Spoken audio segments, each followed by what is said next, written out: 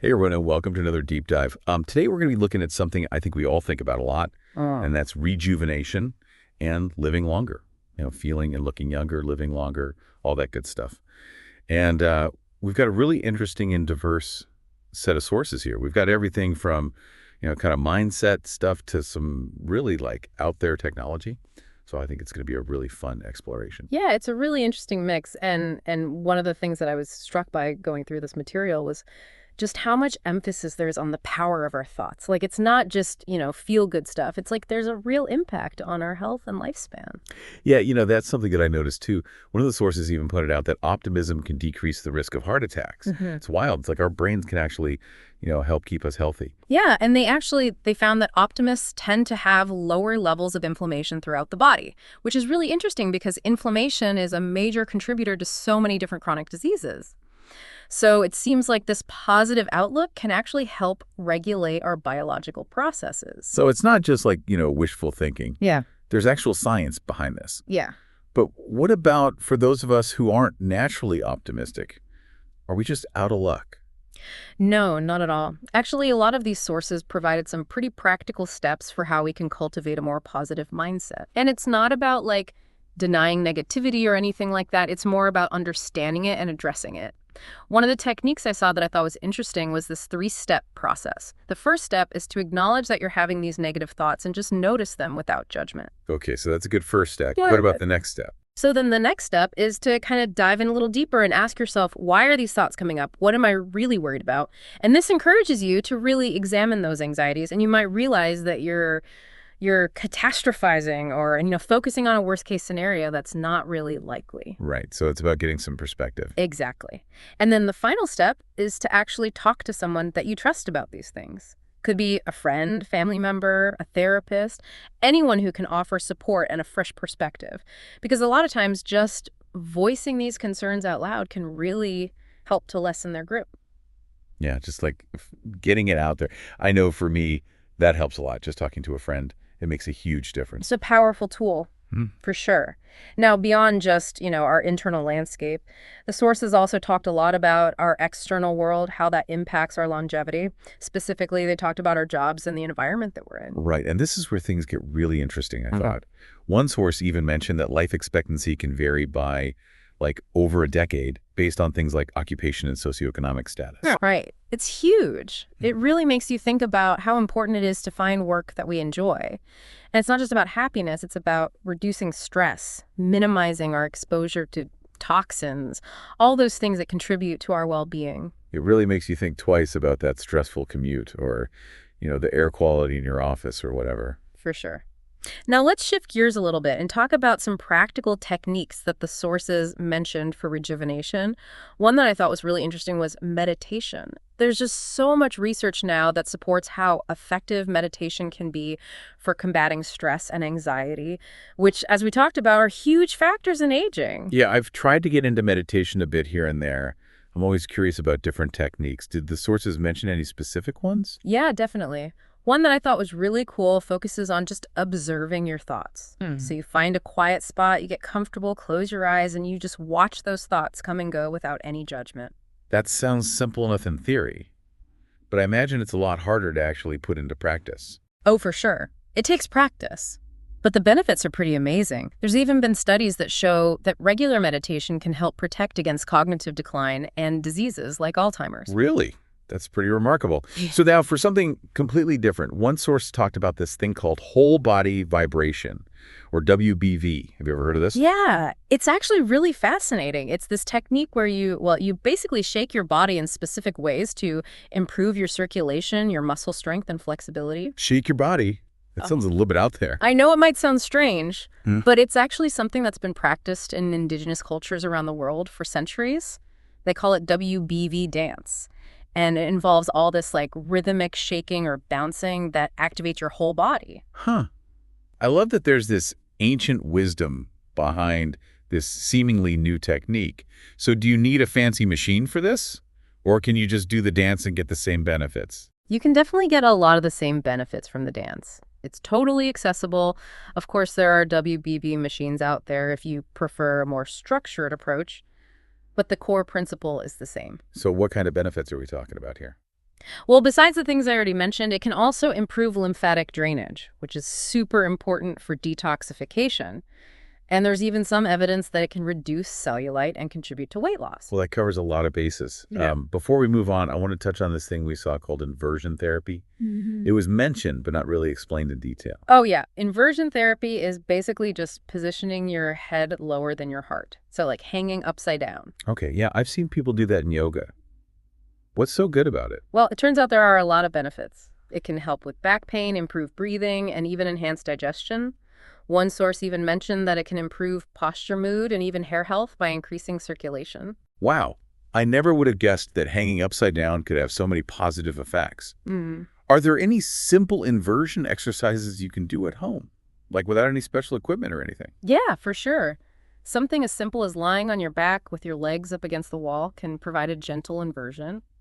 Or you can try some yoga poses like downward facing dog. Oh, okay, cool. I have to try that. Yeah. Sounds like a good way to counteract all that time we spend sitting down. Yeah, totally. Now, speaking of forces that impact us, one source really emphasized the importance of our emotional well-being and how deeply that can affect our physical health and aging. This is so interesting to me, the connection between emotions and longevity. What did the sources say about that? Well, they really highlighted how our emotions have a direct impact on our physical health. For example, holding on to anger has been linked to liver problems. Worry can affect the spleen. Fear can impact the kidneys. Wow, it's like our bodies are a reflection of our inner state. So what can we do to manage those challenging emotions? Well, the sources suggest a few things. First is self-awareness. Just recognizing when you're experiencing these negative emotions is key. And from there, you can start to try to shift your perspective. Like, is the situation really as dire as it feels? A little bit of perspective can go a long way in calming those heightened emotions. Right. It's about not letting our emotions run wild. Yeah. So besides that, what else can we do? They also suggest things like breath work and mindful focus shifting, which we kind of touched on with meditation. By controlling our breath and choosing to focus on something positive, we can interrupt those negative thought patterns and calm our nervous system. Okay. Those are great tools to have in your arsenal. Yeah.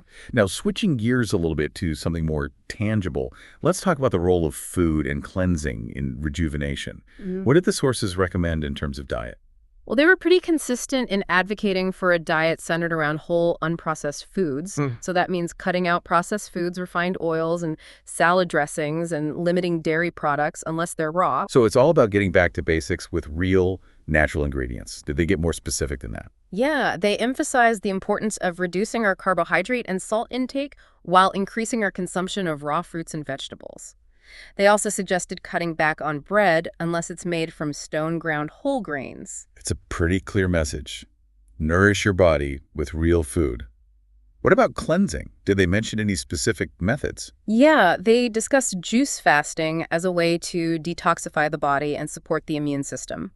They stressed the importance of approaching it safely, though ideally with guidance from a healthcare professional. That makes sense. It's not something to just jump into. Did they talk about any other cleansing methods? They briefly touched on colon hydrotherapy, but they acknowledged that there are differing opinions on its efficacy and safety. Gotcha. So it sounds like there are lots of options to explore when it comes to cleansing, and it's important to do your research and choose what feels right for you. Exactly. Now let's dive into something completely different, technology-based approaches to rejuvenation. These were like almost futuristic. Okay, I'm all ears. What kind of technology are we talking about? One source talked about something called pulsed electromagnetic field therapy, or PEMFT. Have you heard of that? PEMFT. The name rings a bell, but I can't say I know exactly what it is. It's a really cool concept. Basically, it uses magnetic pulses to generate tiny electrical currents in your bloodstream. And get this, those currents can potentially destroy harmful microbes and even stimulate cell regeneration. Wow, that's amazing. Are there any side effects?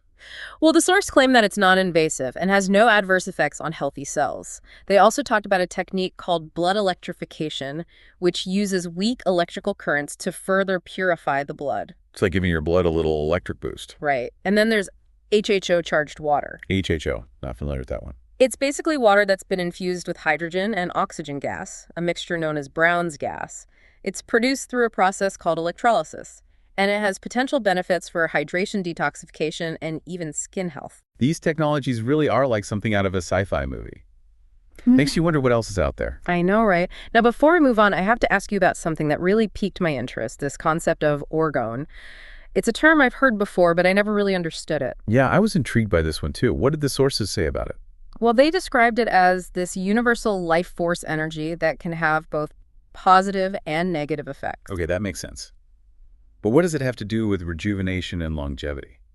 Well, there's this belief that you can harness this orgone energy using these devices that are often made from layers of organic and inorganic materials.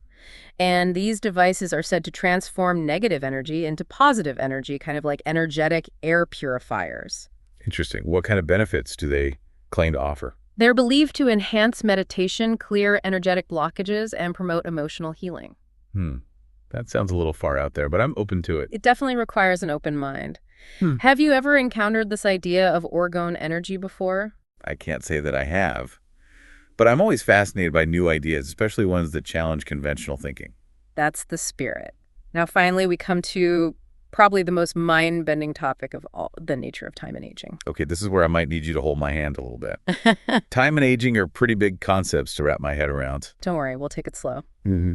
The sources suggest that time as we perceive it is actually relative and possibly even an illusion. Wait, are they saying that time isn't real? Not exactly. It's more about recognizing that our experience of time is subjective, and it can be influenced by things like our consciousness and our connection to the Earth's energy. Okay, I think I'm starting to get it. But what does this have to do with aging? Well, the sources propose that conscious awareness and alignment with the Earth's energy could influence our experience of time and longevity. So in other words, how we perceive and interact with time might actually affect how quickly we age. Wow, that is a wild concept. Do they offer any practical ways to align ourselves with the Earth's energy? Yeah, they described an exercise that involves specific body positions and focused thought, kind of like a mindful movement meditation. Okay, I'm definitely going to have to try that. It sounds like a great way to connect with something bigger than myself. It is. And that brings us to the end of this first part of our deep dive into these incredible sources. Wow, that was a whirlwind of information. We covered everything from the power of our thoughts to the potential of futuristic technologies. And there's still so much more to explore. I know, we've only just scratched the surface. But before we dive into the next part, I'd love to hear your initial thoughts. What resonated with you the most so far? I think what struck me the most is just the sheer variety of approaches to rejuvenation and longevity. It's inspiring to see that there are so many different paths we can take to improve our health and well-being. I completely agree. It's not a one-size-fits-all approach. It's about finding what works best for each individual. Exactly. And that's what makes this journey so exciting. There's something here for everyone, and it's all about exploring those possibilities with an open mind and a sense of curiosity. Beautifully said. Stay tuned for part 2, where we'll delve deeper into some of these fascinating techniques and explore even more cutting-edge ideas.